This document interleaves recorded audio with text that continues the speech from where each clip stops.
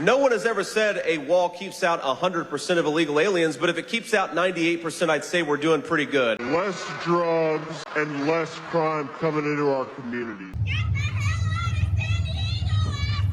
80% of people caught smuggling a certain substance that has become the most dangerous drug in the world over the US-Mexican border are American citizens. 80%, and this has been every year since at least 2015. According to Customs and Border Protection, most of this substance, or 88% of it that gets seized, is seized at ports of entry, meaning that these seizures happen at legal crossings. And you don't have to believe me, former CIA analyst and US Attorney General under George H.W. Bush and Donald Trump, William Barr, corroborates this statement, and here's a clip of US Marine and Federal Department of Justice Attorney Tara McGrath stating what she noticed in her first year as US Attorney for the Southern District of California. 80% of people convicted in 2023 of drug trafficking offenses were U.S. citizens. But this is common knowledge if you live in a border state. I'm sure the average Texas, New Mexico, Arizona, California, and Nevada resident watching this are saying, well, no shit. But it might not be so obvious to Dan from Sandusky, Ohio, or Mike from Appalachia. Now, obviously, the Mexican cartels are not run by idiots. Although their game plan to sell narcotics to Americans might be simple and straightforward, it should be pretty obvious that some of these groups, like the CJNG, having an estimated 45,000 members, take some serious coordination. And even though the DEA calls the cartels the fifth largest employer in Mexico, remember, the estimated 175,000 people in the country that work for a cartel make up less than 1% of Mexico's population of 130 million people. Us in America are most definitely responsible for all the money flowing through these organizations. The next time you see a narco fiesta or a party thrown by the cartel filled with Lamborghinis, just remember that it wouldn't exist if we didn't have a consumption problem in the US. And also college kids. Man, bro, I have never seen more substance being used than I did in college. Anyway, President Trump has put sanctions on many cartel leaders, and obviously there's been a crackdown at the border, but this still all goes towards the same trend of the US government just being unable to actually do anything about drug trafficking. In fact, some sources interviewed by the BBC say that since March of this year, there's been so much of a certain substance flowing through LA that the price on the streets has dropped from around $5 or $6 per pill to $1.50. So we all know that a lot of people in this country were pretty unhappy with how Joe handled immigration, except for Alex Stein. Protect big booty Latinas! But since most of us Americans don't read news in other countries, we didn't know that from 2018 to 2024, between the Trump and Biden presidency, and also the presidency in Mexico of Andrés Manuel López Obrador, man, I love saying that name, the number of Americans arrested in Mexico for organized crime went up by 457%. And in the first 3.5 months since the election of Mexico's current president, 185 Americans were arrested for the same thing, which is an average of about 3 a day. Hey, let me talk to NATO. Right now.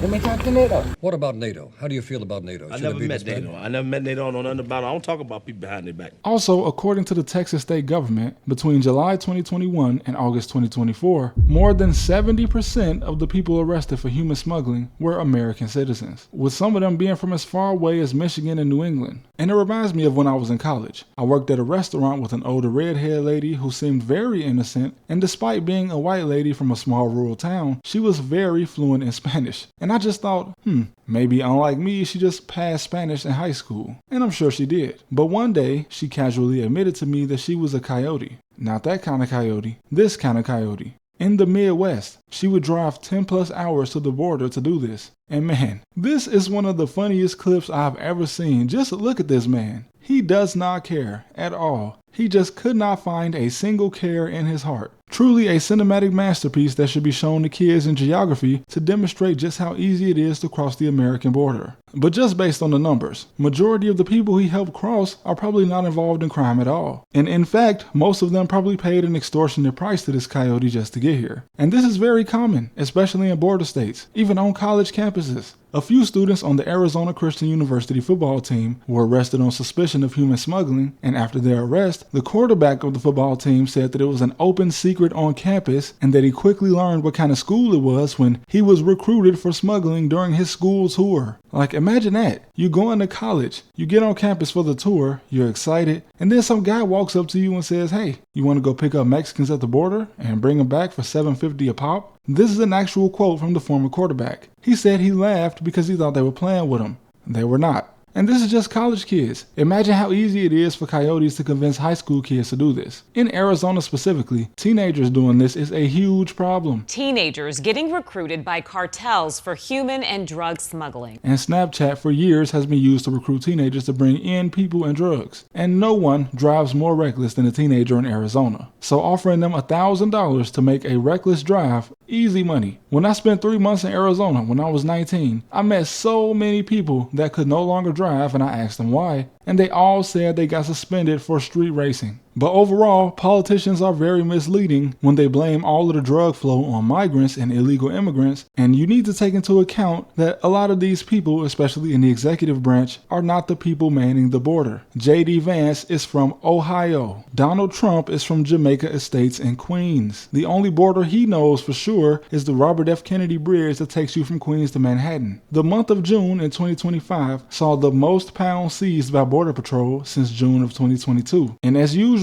a lot of this was seized from Americans at port of entries. Do you know why the Chicago Crime Commission named El Chapo public enemy number 1? And this is also a distinction that the city has only given to one other person, which was Al Capone 100 years ago. Well, they did this despite the fact that El Chapo has never even set foot in Chicago, because through the Sinaloa Cartels International Network, they were distributing 2 metric tons a month wholesale to drug dealers in Chicago. That's over 4,000 pounds a month. And this is not even mentioning one of America's biggest exports. According to the Southern District of Texas, one gun store in Pearland, Texas, a town with less than 200,000 people, one store in this town sold $1 million worth of guns in 2019 to one unemployed American guy, and all of them were later recovered at the home of a Mexican cartel leader. That's over a quarter of Venezuela's entire military budget coming from one guy in Texas without a job. A woman from Texas accused of putting planes into the hands of narco traffickers. There statistically would be no Mexican cartel if not for the United States, bro. We spend more money on them than we do on Israel. At this point, they need to start sponsoring some after-school programs or something in the U.S.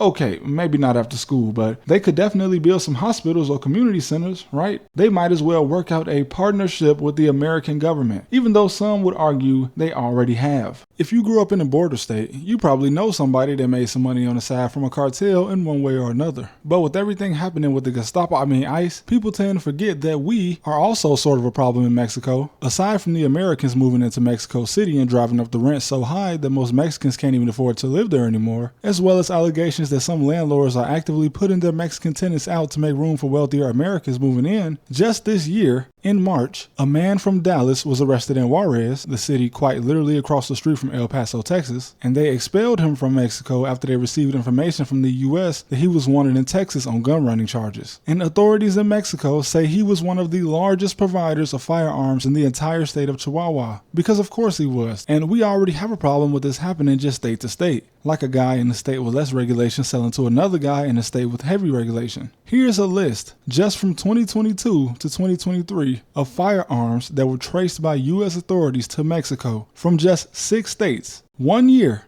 This is 11,980 guns, and this list is most likely incomplete. Now, I don't think that the Americans that get caught up in all this have some type of undying loyalty to the cartel. It's just that the cartels are essentially huge corporations that can offer you a salary with bonuses, all tax-free. But like in most neighboring countries, the criminal elements in one country work together with the criminal elements in another country. But yeah, any of you guys that live in a border state, if you have some crazy story, or even any of you guys that live in Mexico, drop some crazy stories that you've heard from the border or that you've seen yourself in the comment section. Well, thank you guys for watching as always. I'll see you next time.